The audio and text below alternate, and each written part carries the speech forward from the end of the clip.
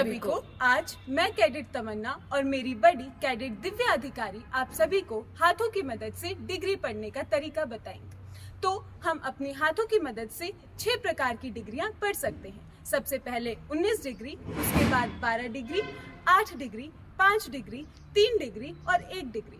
19 degree पढ़ने के लिए सबसे पहले अपने बाएं हाथ को सीधा करें। उसके बाद अपने हाथ को ज़मीन से 45 डिग्री का एंगल बनाएं।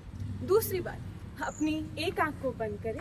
उसके बाद अपनी पांचों उंगलियों को एक रिलैक्स पोजीशन में खोलें। उसके बाद हमें जो दो ऑब्जेक्ट को के बीच में डिग्री पढ़नी है, उनके बीच में अपने हाथ को लेके जाएं। अगर हमारा एक ऑब्जेक्ट हमारे इंडेक्स फिंगर और दूसरा ऑब्जेक्ट हमारे थंब के साथ अलाइन हो रहा है प्रॉपरली, तो उन दोनों ऑब्जेक्ट के बीच की डिग्री 19 डिग्री होगी। इसी प्रकार अगर हम अपनी स्मॉल फिंगर और हमारे इंडेक्स फिंगर को हम दो ऑब्जेक्ट के बीच अलाइन करते हैं और ये इससे और हमारे लिटिल फिंगर और हमारे इंडेक्स फिंगर दोनों में प्रॉपरली अलाइन होते हैं, तो उन दोनों के बीच की डिग्री 12 डिग्री होती है। इसके बाद 8 डिग्री पढ़ने के लिए हम अपने हाथ की उंगलियों को बंद करेंगे। इसके बाद अगर हमें 8 डिग्री पढ़नी है तो हमारा एक ऑब्जेक्ट हमारे लिटिल फिंगर की नकल के साथ और दूसरा ऑब्जेक्ट इंडेक्स फिंगर की नकल के साथ अलाइन होना चाहिए।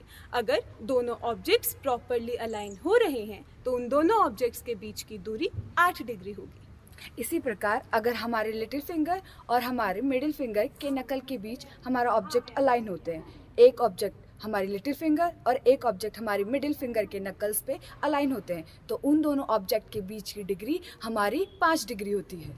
इसके बाद 3 डिग्री पढ़ने के लिए हमारा पहला ऑब्जेक्ट हमारे मिडिल फिंगर की नकल के साथ और दूसरा ऑब्जेक्ट इंडेक्स फिंगर की नकल के साथ अगर प्रॉपरली अलाइन होता है तो उन दोनों ऑब्जेक्ट्स के बीच की दूरी 3 डिग्री होगी। और अगर हमारा ऑब्जेक्ट 3 डिग्री से भी छोटा होता है तो हम अपने इंडेक्स फिंगर को खड़ा करते हैं और हमारा ऑब्जेक्ट एक कोने से दूसरे कोने तक अलाइन हो जाता है दोनों ऑब्जेक्ट, तो वो हमारे 1 डिग्री के बीच में आता है। धन्यवाद।